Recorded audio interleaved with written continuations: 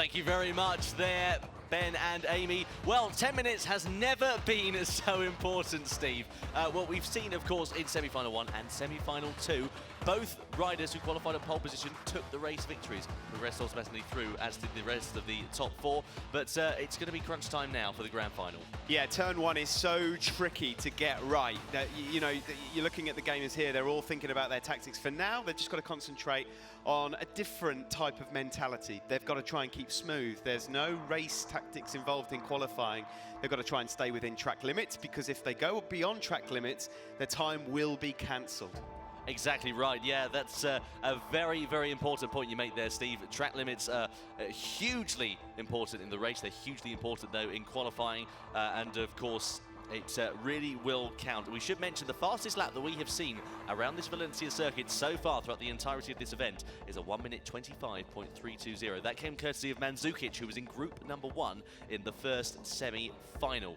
So if he's able to beat that lap time, if they were able to get around that sort of lap time figure, we should be set for a very interesting qualifying session. Yeah, the best of the best. It comes down to this, 8 people going for the BMW. It really is pretty tense stuff. As you rightly point out, qualifying hugely important. You want to be on the front row, really. Ideally, it's going to be first, second or third.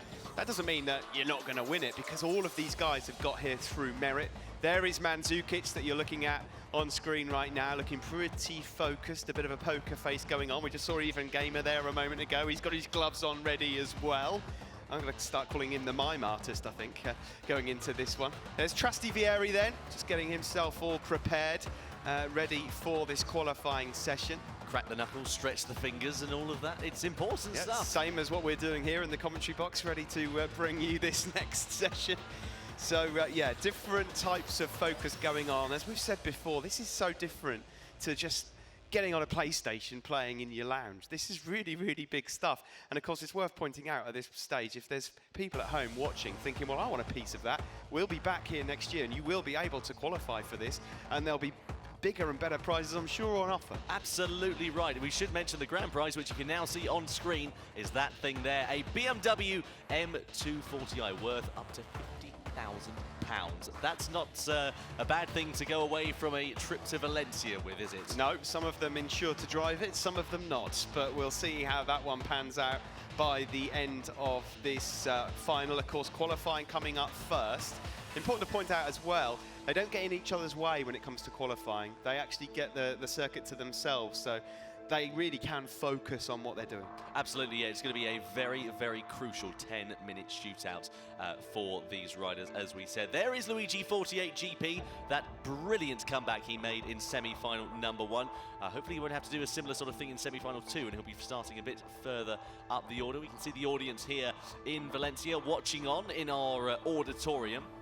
They are looking very ready, as are we, to get to qualifying underway. It's going to be a very exciting affair indeed. Yeah, all of these guys now getting prepared. There's so many people here, of course, for the actual MotoGP finale that is going on. We know that there are a lot of people watching from the paddock. I believe that Valentino and Maverick are tuning in as well, so they're intrigued to see who ends up going home with that BMW. There's a KTM RC390, I believe. There's another prize as well, Tom. Absolutely right, and a Samsung Smart TV. Hey, I mean, we'd be happy to go away with one of those, hey, wouldn't we? It's a very, very exciting time indeed. I have to say, the chap we were just looking at on screen, Paul IG, he's a dead ringer for Jonas Folger with that cap on, isn't he? It does look a bit like him, actually, yeah. And of course, sporting the same colour scheme as well. Absolutely. You see, it all comes full circle. Maybe that's why, hey. So the qualifying session, as we said, a 10-minute session. The actual grand final race will be exactly the same format as we had. As we now look at the action on screen, we say the grand final race will be a 10-lap race distance for these riders to contend with. So exactly the same as both semi-finals, but of course it will count for a lot more, especially the top 3 positions. So here's Mandzukic over the line to start his first flying lap of the day. As we mentioned, his qualifying time is a 1 minute 25.320. Will he be able to repeat that feat here in qualifying? Well, we know how hard he likes to push the front end of that bike, and he is especially quick in that third sector. Yeah, it's worth pointing out here, you can see the time screen section and the table and the tower on the left-hand side, and you'll see 4 boxes underneath the names, Tom.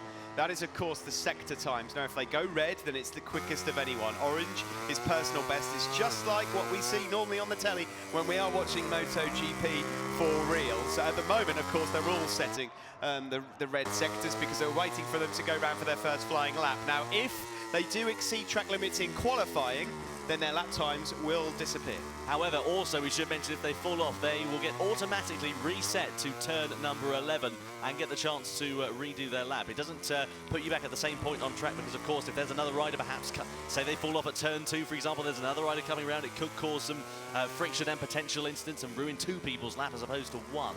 So we'll have to wait and see what the banker lap times they're getting set in. We did a dummy qualifying session on Thursday, and it was interesting to see how quick people were over the course of 1 lap and how similar the lap times actually were to the semi-final qualifying as well. Here comes Mandzukic. He's going to be the first rider to set a representative lap time, and already there, Steve, a 1 minute 25.454. Well, yeah, that's only just over a tenth slower than the fastest time we've seen all weekend so far, so that is pretty rapid. Let's get Luigi 48 GP over the line, see what he's got on offer. 2 tenths slower than Mandzukic at this stage. Yeah, exactly right there, Steve. So it's going to be interesting to see what he is able to do at this stage. He's just run off there, so he's going to go for a reset and at turn 11, get himself back out on the track and go for another run. I think he realised he'd overcooked that first corner a bit. Mandzukic is on a fast one again in Sector 1. We're now looking at Ivan Gamer, so number 90.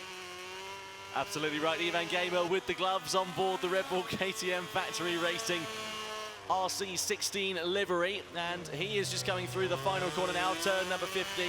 You can hear the bike screaming away. Of course, the KTM at the early point in the season when this game was released had a Screamer-styled engine, which is why it makes a slightly different sound to what we are used to. And he got himself up into 3rd place, but half a second off the pace of Mandzukic. 10 minutes will fly by for these guys because they're obviously concentrating, and just like real life, really, it's important to get a banker lap in.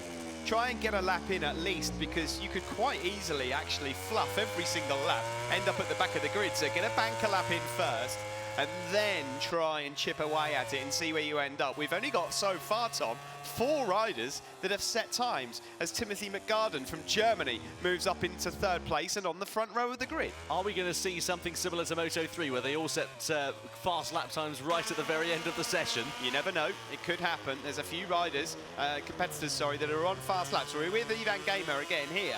So number 90, personal best Sector 2, that's the orange box that you can see. And we'll be lighting up Sector 3 shortly, just trying to make sure that every line is absolutely precise. Still no one able to get close at present to Mandzukic's pole time at 25.454. Well, Trasiviere was on a very quick lap as well. He's currently in 6th position, set fastest 1st and 2nd sectors. The 3rd sector, he set a personal best, so he's dropped a bit of time in comparison to Mandzukic. But what will he be able to do? We'll keep an eye on him, but first we look at Ivan Gamer getting ready to come over the timing line. What will he be able to do on the KTM? And he is in 3rd place, improves in time, but doesn't improve in position there, unfortunately. Meanwhile, Trasiviere goes up into 2nd place, 500ths, I should say, of a second off the ultimate pace, Steve. Brilliant. There seems to be a problem in the top left there for Mandzukic. Don't know if he's just run off circuit. 1 or 2 riders having a few issues here. We've still only got 5 of the 8 finalists that have set times, and look what's happening with the time remaining. We are almost halfway through this qualifying session.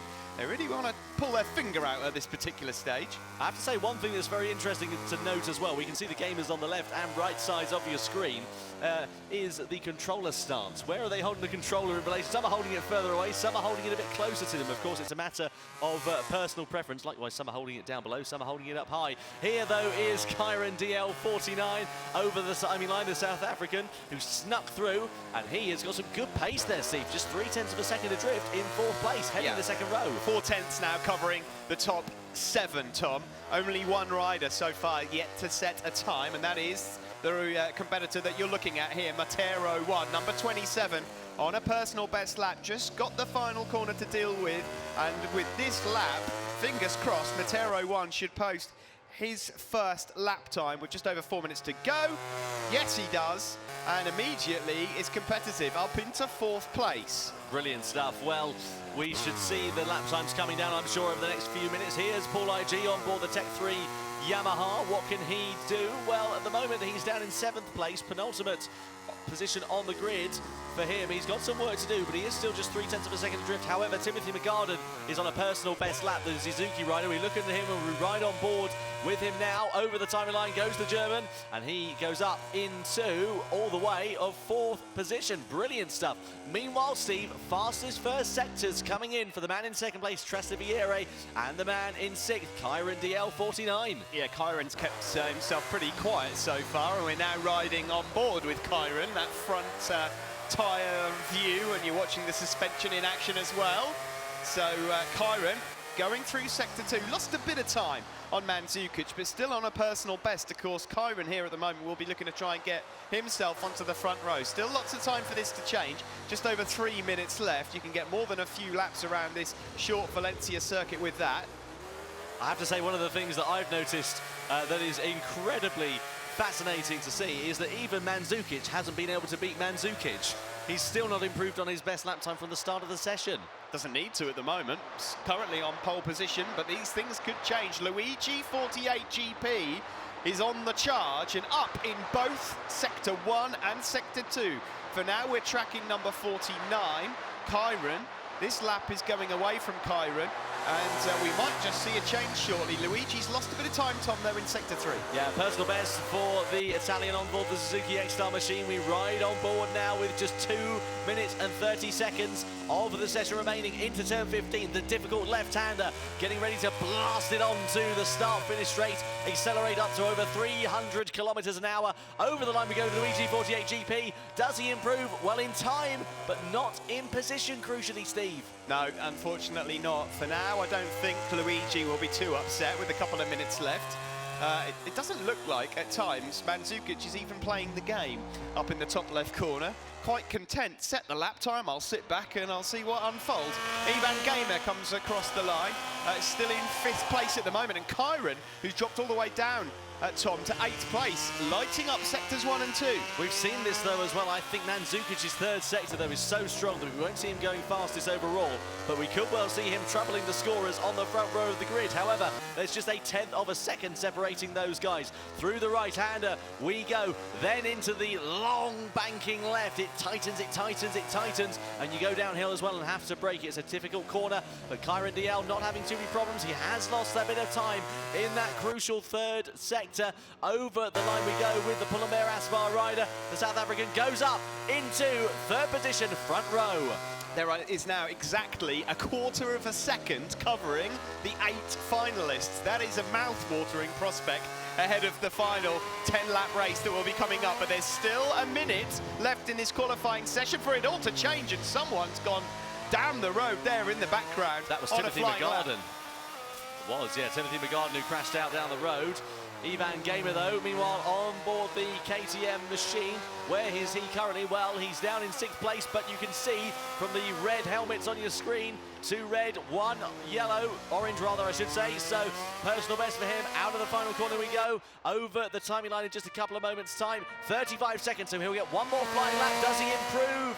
Again, in time, Steve, but the gaps are so tight, the margins are so tight that he just doesn't improve the position. No, it's all changing, isn't it? We now ride with Matero, number 27.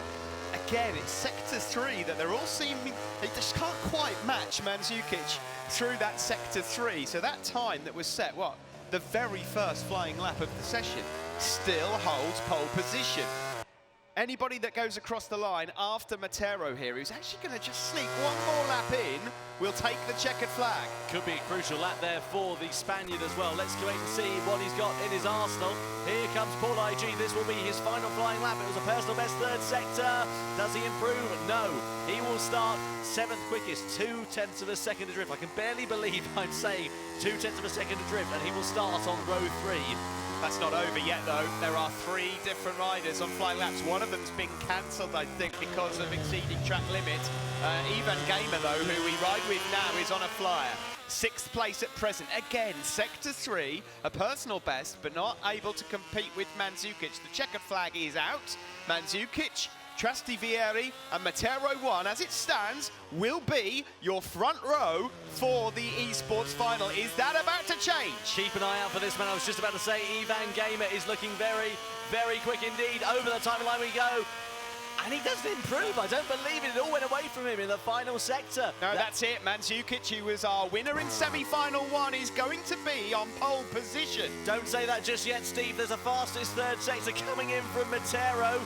He's not done anything in the first couple of sectors, though, but he is quickest overall in Sector 3. I don't think this will trouble the scorers too much. It may just move him one position ahead of Trastivieri. Oh, no, maybe not. He's pulled a wheelie instead. Showboating across the line, but content to take the front row, I'm sure. Matero there third. So the first flying lap that we saw from Mandzukic, he's nailed pole. I think, Tom, we can safely say he is firm favourite going into the final. Absolutely. 2.5 tenths covering the top 8. All of the grand finalists here for the MotoGP eSport World Championship. A 10-lap race, don't forget, coming up in a few moments' time, where we will crown the inaugural eSport MotoGP World Champion of 2017. But there is the man who will start on pole position after an emphatic qualifying session. Mandzukic from Spain heads the grid after the qualifying session, Steve. Yeah, brilliant stuff from the 18-year-old from the Canary Islands, and I'm sure he's looking forward to it. He's been in charge all the way through now then, Tom. Qualifying, fastest, won the semi-final heat 1 by a country mile.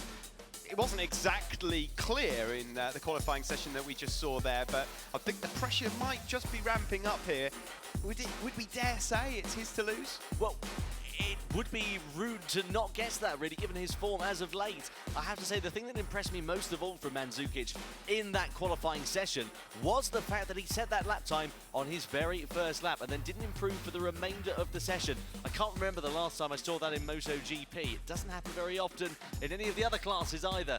It generally, setting your first banker lap time, it will be improved on, but Mandzukic was such a strong competitor out of the box that it really did work very well indeed for him, and he will line up on pole position for the grand final. Other notable mentions in qualifying as well. Kyron DL, he had something of a quiet qualifying session up until he ended up bursting onto the scene out of nowhere right at the very end. Yeah, well, there's a quarter of a second covering the top 8, Tom. I mean, this is really going to be interesting. We're going to have a look at some of the highlights from that qualifying session. I don't think you really need to look much further than the first flying lap because it was Mandzukic that did all the work at 25.4. This was with 10 seconds remaining, and you could see there a bit of a change late on, further down, a bit of movement there, and heavy braking from Trastivieri, who couldn't manage to get in second. Worth pointing out, as we're watching the highlights here as well, Tom, that there's going to be a bit of a prize there for the pole man as well.